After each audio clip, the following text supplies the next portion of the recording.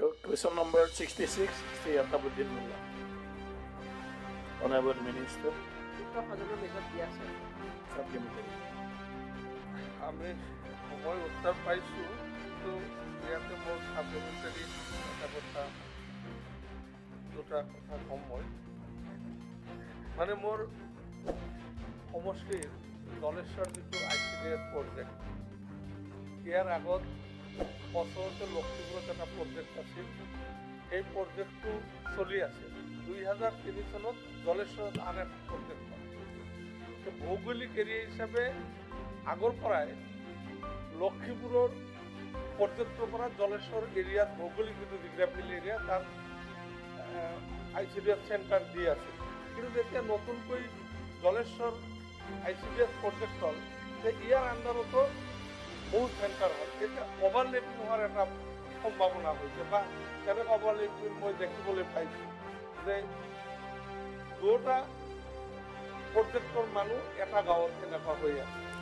এই ক্ষেত্ৰত মই মাননীয় মন্ত্ৰী বাইদেউ খুজিছোঁ যে আপুনি যদি পাৰে তেনেহ'লে জলেশ্বৰটো ছেপাৰেশ্যন কৰি দিলে আৰু লখিমপুৰ এৰিয়াৰ প্ৰজেক্টৰ আণ্ডাৰত যিখিনি প্ৰজেক্ট আছে কেন্দ্ৰ আছে সেই কেন্দ্ৰখিনি জলেশ্বৰৰ আণ্ডাৰত দি দিলে ভাল।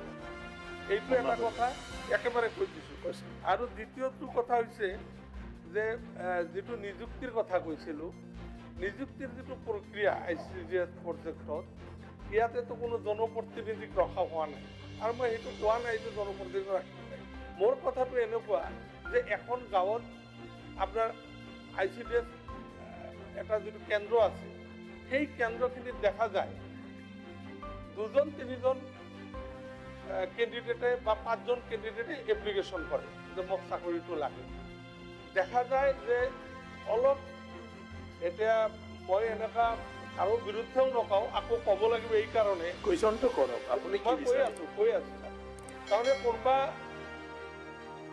টক্ৰই এনেকৈ এটা কাম কৰে, এই ভাল ছাত্ৰী যিজন যাৰ বেছি নাম্বাৰ সেইটো কেন্দ্ৰৰ পৰা বাহিৰত নামটো দিছে।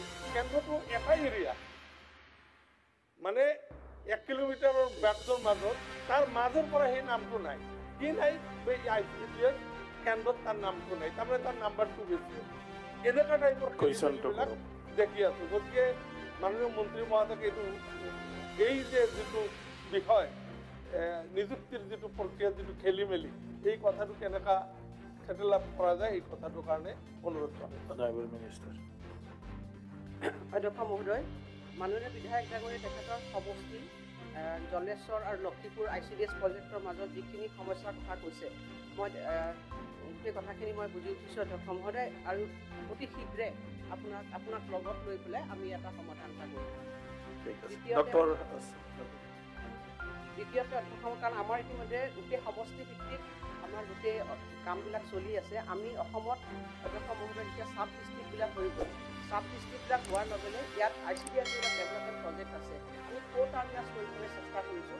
আগতে এনেকুৱা সমস্যা আছিল যে একোটা বিধানসভা সমষ্টি 2-3টা বা বাহিৰৰ পৰা আহি পেলাইও তাত ICDS প্ৰজেক্টবিলাক আছিল।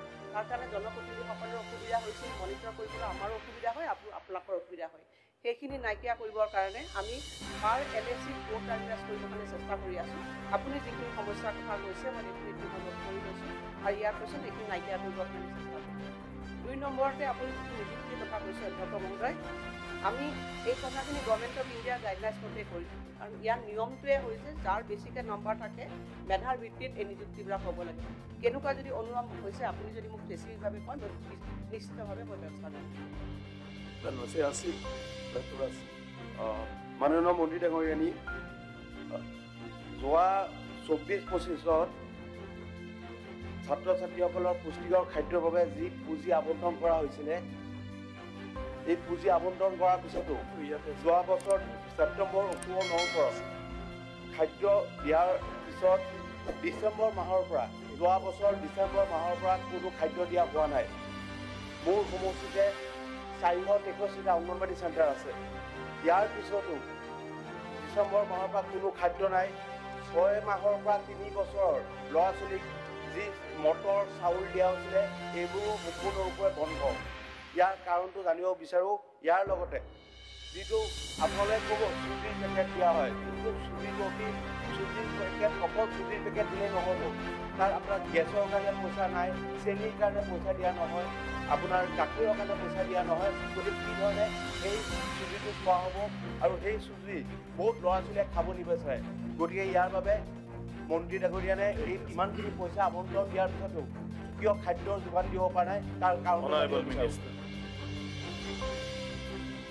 কুৱেশ্যনটো মোৰ জলেশ্বৰ সমষ্টিত আছিলে মাননীয় বিধায়ক ডাঙৰীয়াই স্পেচিফিক তেনেকুৱা ধৰণৰ প্ৰশ্ন সোধে বা মোক লিখিতভাৱে দিয়ে মই আব্দুল রশিদ জলেশ্বর সমষ্টি ধন্যবাদ ধন্যবাদ অধ্যক্ষ মহোদয় আমার প্রশ্নকর্তা ইতিমধ্যে আপুনি কৈছে যেটা জুরিডিকশনাল কন্ট্রাডিকশন দুটা প্রজেক্টের ডক্টর প্রজেক্ট আর জলসর প্রজেক্ট আগতে এই কথাখিনি আহিছিল মন্ত্রী মহোদয়ে এসুরেন্স দিয়াৰ কাৰণে ধন্যবাদ জনাইছোঁ কিন্তু ইয়াতে আৰু এটা ক'ব লাগিব যে জলসৰ প্ৰজেক্টৰ CDPO নাই লক্ষীপুৰ প্ৰজেক্ট CDPO যোনে তেওঁই জলসৰ চলাই আছে আজি মোল্লা ডাঙৰীয়াই প্ৰায় আমি দুজন বিধায়ক একেটা সমষ্টি হৈ গৈছে জলেশ্বৰ গতিকে দুয়োজনে ক'ব লগাত কৰিছোঁ গতিকে মই বাইদেউক মই অনুৰোধ কৰিম যে ইতিমধ্যে মুখ্যমন্ত্ৰী মহোদয়ৰ পৰা এখন চিঠি আপোনালৈ দিয়া হৈছিল আপুনি এগ্ৰি কৰিছে লাষ্ট বাজেট ছেশ্যনত আপুনি এখন ডিপাৰ্টমেণ্টত ইনষ্ট্ৰাকশ্যন দিছে এজনী মহিলাক মই আজি হাউচত পুনৰ পৰা আপোনাক ৰিকুৱেষ্ট কৰিছোঁ সেইজনী মহিলাক